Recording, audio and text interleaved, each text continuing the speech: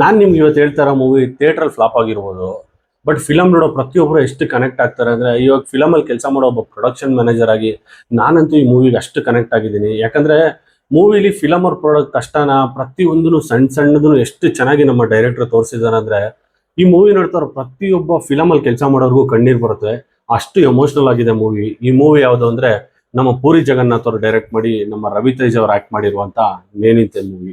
ಇನ್ನು ಈ movie ನೋಡಿದವ್ರಿಗೆಲ್ಲ feel ಆಗುತ್ತೆ. ಪ್ರತಿಯೊಬ್ರು ಅನ್ಕೋಬಹುದು, ಫಿಲಮ್ ಅಲ್ಲಿ ಕೆಲಸ ಮಾಡೋರು ದೊಡ್ಡ ದೊಡ್ಡ ಸ್ಟಾರ್ಸ್ ಆಗ್ತಾರೆ, ನಿಮ್ಗೇನಪ್ಪ ಫಿಲಮ್ ಅಲ್ಲಿ ಕೆಲಸ ಮಾಡ್ತೀರಾ, ಅಷ್ಟು ದುಡ್ಡು ಬರುತ್ತೆ ಇಷ್ಟು ದುಡ್ಡು ಬರುತ್ತೆ ಅಂತ.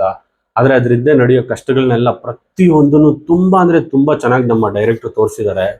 ಪ್ರತಿಯೊಂದು ಸಣ್ಣ ಸಣ್ಣ ಸೀನು ಎಷ್ಟು ಡೀಟೇಲ್ ಆಗಿ ತೋರಿಸಿದ್ದಾರೆ ಅಂದ್ರೆ, ಒನ್ ಟೈಮ್ ಊಟಕ್ಕೆ ಎಷ್ಟು ಕಷ್ಟ ಪಡ್ಬೇಕು, ಇಲ್ಲ ಒಬ್ಬ ಡೈರೆಕ್ಟರ್ ಹತ್ರ ಹೋಗಿ ನಾವು ಕೆಲಸ ಕೇಳಕ್ಕೆ ಎಷ್ಟು ಕಷ್ಟ ಪಡ್ಬೇಕು, ಇಲ್ಲ ನಾವು ಒಬ್ಬ ಸ್ಟೋರಿ ಟೆಲ್ಲರ್ ಆಗಿ ಒಂದು ಪ್ರೊಡ್ಯೂಸರ್ ಹತ್ರ ಹೋಗಿ ಒಂದು ಸ್ಟೋರಿ ಹೇಳಿ ಅದನ್ನ ಪ್ರೊಡ್ಯೂಸ್ ಮಾಡಕ್ಕೆ ಅವ್ರ ಹತ್ರ ಕೇಳಬೇಕಂದ್ರೆ ಎಷ್ಟು ಕಷ್ಟ ಆಗುತ್ತೆ, ಇಲ್ಲ ನಮ್ಮ ಹತ್ರ ಎಲ್ಲ ಇದ್ದು ಒಂದು ಹೀರೋ ಡೇಟ್ಸ್ ತಗೊಬೇಕಂದ್ರೆ ಎಷ್ಟು ಕಷ್ಟ ಆಗುತ್ತೆ, ಇಲ್ಲ ಒಂದೊಂದು ದಿನ ಫಿಲಮ್ ಅವ್ರು ಬದುಕಬೇಕಂದ್ರೆ ಎಷ್ಟು ಕಷ್ಟ ಆಗುತ್ತೆ ಅಂತ ಪ್ರತಿಯೊಂದನ್ನು ಅಷ್ಟು ಡೀಟೇಲ್ಸ್ ಆಗಿ ತುಂಬಾ ಅಂದ್ರೆ ತುಂಬಾ ಚೆನ್ನಾಗಿ ತೋರಿಸಿದ್ದಾರೆ.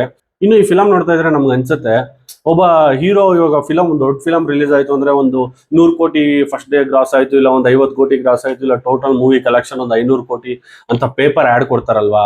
ಆ ಪೇಪರ್ ಆಡ್ ಕೊಡೋದ್ರಿಂದ ಒಬ್ಬ ಪ್ರೊಡ್ಯೂಸರ್ ಕಷ್ಟ ಏನಿರುತ್ತೆ, ನಿಜವಾಗ್ಲೂ ಆ ಪ್ರೊಡ್ಯೂಸರ್ಗೆ ಆ ದುಡ್ಡು ಬರುತ್ತಾ, ಇಲ್ಲ ಫ್ಯಾನ್ಸ್ ಆ ಕ್ರೇಜ್ಗೋಸ್ಕರ ಏನೇನ್ ಮಾಡ್ಕೊಂತಾರೆ, ಒಬ್ಬ ಹೀರೋನ ನೆಕ್ಸ್ಟ್ ಲೆವೆಲ್ ಕ್ರೇಜ್ಗೋಸ್ಕರ ಫ್ಯಾನು ಅವನು ಯಾವ ತರ ಇದು ಮಾಡ್ಕೋತಾನೆ ಅನ್ನೋದನ್ನ ಪ್ರತಿಯೊಂದನ್ನು ಅಷ್ಟು ಡೀಟೇಲ್ ಆಗಿ ತೋರಿಸಿದ್ದಾರೆ. ಇನ್ನು ಈ ಫಿಲಮ್ ನ ಸ್ಟೋರಿ ಲೈನ್ ಬಗ್ಗೆ ಮಾತಾಡೋದಾದ್ರೆ, ನಮ್ಮ ಹೀರೋ ಒಂದು ಸಣ್ಣ ಬಡ ಕುಟುಂಬದಲ್ಲಿ ಹುಟ್ಟಿರ್ತಾನೆ.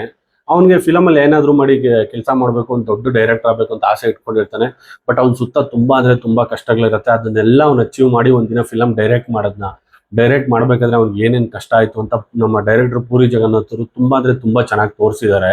ಇನ್ನು ಈ ಮೂವಿಲಿ ಇಷ್ಟ ಆಗೋ ಪಾಯಿಂಟ್ಸ್ ಏನೇನು ಅಂದ್ರೆ, ಇವಾಗ ಫಿಲಮ್ ಅಲ್ಲಿ ಕೆಲಸ ಮಾಡೋರು ಒಂದು ಟೈಮ್ ಊಟಕ್ಕೋಸ್ಕರ ಏನ್ ಕಷ್ಟ ಪಡ್ತಾರೆ, ಇಲ್ಲ ಫಿಲಮ್ ಅಲ್ಲಿ ಕೆಲಸ ಮಾಡ್ಬೇಕಾದ್ರೆ ಆ ಟೈಮಲ್ಲಿ ಪೇಮೆಂಟ್ ಬಂದಿಲ್ಲ ಅಂದ್ರೆ ಏನಕ್ಕೆ ಎಷ್ಟು ಕಷ್ಟ ಆಗುತ್ತೆ, ಇವಾಗ ನಡೀತಾ ಇದ್ದ ಶೂಟಿಂಗ್ ಇದ್ದಕ್ಕಿದ್ದಂಗೆ ನಿಂತೋದ್ರೆ ಏನಾಗುತ್ತೆ, ಇಲ್ಲ ಒಬ್ಬ ಸ್ಟಾರ್ ಡೈರೆಕ್ಟರ್ ರೋಡ್ ಬಂದ್ಬಿಟ್ರೆ ಯಾವ ತರ ಇರುತ್ತೆ, ಇಲ್ಲ ಒಬ್ಬ ಸ್ಟಾರ್ ಪ್ರೊಡ್ಯೂಸರ್ ರೋಡ್ ಬಂದ್ಬಿಟ್ರೆ ಯಾವ ತರ ಇರುತ್ತೆ, ಇಲ್ಲ ಒಬ್ಬ ದೊಡ್ಡ ಹೀರೋ ಇದ್ದಕ್ಕಿದ್ದಂಗೆ ಮಾರ್ಕೆಟ್ ಬಿದ್ದೋದ್ರೆ, ಇಲ್ಲ ಒಂದು ದೊಡ್ಡ ಹೀರೋಗೆ ಬ್ಯಾನರ್ ಹಾಕ್ಸೋಕ್ಕೋಸ್ಕರ ಫ್ಯಾನ್ಸ್ ಯಾವುದೇ ತರ ಕಷ್ಟಪಟ್ಟು ದುಡ್ಡನ್ನ ಸಂಪಾದನೆ ಮಾಡ್ತಾರೆ, ಯಾವುದೇ ತರ ಒಂದೊಂದು ರೂಪಾಯಿನ ಸೇರಿಸಿ ಹೀರೋ ಮೂವಿ ನೋಡ್ತಾರೆ, ಆ ಮೂವಿ ಗೆಲ್ಲಕ್ಕೋಸ್ಕರ ಹೀರೋಗೋಸ್ಕರ ಏನೇನು ಕಷ್ಟಪಡ್ತಾರೆ ಫ್ಯಾನ್ಸ್ ಅನ್ನೋದನ್ನು ಸಣ್ಣ ಸಣ್ಣ ಡೀಟೇಲ್ಸ್ ತುಂಬಾ ಅಂದ್ರೆ ತುಂಬಾ ಚೆನ್ನಾಗಿ ತೋರಿಸಿದ್ದಾರೆ.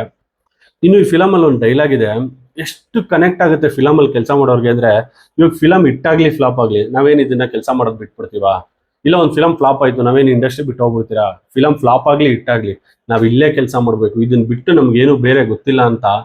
ಆ ಡೈಲಾಗ್ ಪ್ರತಿಯೊಬ್ಬರಿಗೂ ಫಿಲಮ್ ಅಲ್ಲಿ ಕೆಲಸ ಮಾಡೋರ್ಗೆ ಎಷ್ಟು ಕನೆಕ್ಟ್ ಆಗುತ್ತೆ ಅಂದ್ರೆ, ನಮ್ಗೆ ಬೇರೆ ಕೆಲಸ ಗೊತ್ತಿಲ್ಲ, ನಮ್ಗೆ ಫಿಲಮ್ ಅಲ್ಲಿ ಕೆಲಸ ಮಾಡೋದೇ ಗೊತ್ತಿರೋದು.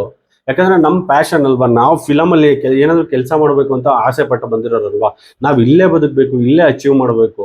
ಒಂದ್ ಸಣ್ಣ ಸಣ್ಣ ಡೀಟೇಲ್ಸ್ ತುಂಬಾ ಅಂದ್ರೆ ತುಂಬಾ ಚೆನ್ನಾಗಿ ತೋರಿಸಿದ್ದಾರೆ ಡೈರೆಕ್ಟ್ರು. ಇನ್ನು ಈ ಫಿಲಮ್ ನ ಯಾರು ನೋಡಿಲ್ಲ ಇವತ್ತೇ ಹೋಗಿ ನೋಡಿ, ಯೂಟ್ಯೂಬ್ ಅಲ್ಲಿ ನೇನಿಂತೆ ಅಂತ ಸರ್ಚ್ ಮಾಡಿದ್ರೆ ಬರುತ್ತೆ. ತುಂಬಾ ಅಂದ್ರೆ ತುಂಬಾ ಎಮೋಷನಲ್ ಆಗಿದೆ. ಇದೇ ತರ ಇನ್ನಷ್ಟು ಇಂಟ್ರೆಸ್ಟಿಂಗ್ ನ್ಯೂಸ್ ಮತ್ತೆ ಸ್ಯಾಂಡಲ್ವುಡ್ ಅಪ್ಡೇಟ್ಸ್ಗೋಸ್ಕರ ನಮ್ಮ Kannada cinema lines YouTube channel ನ ಫಾಲೋ ಮಾಡಿ ಸಬ್ಸ್ಕ್ರೈಬ್ ಮಾಡ್ಕೊಳ್ಳಿ. Thank you so much.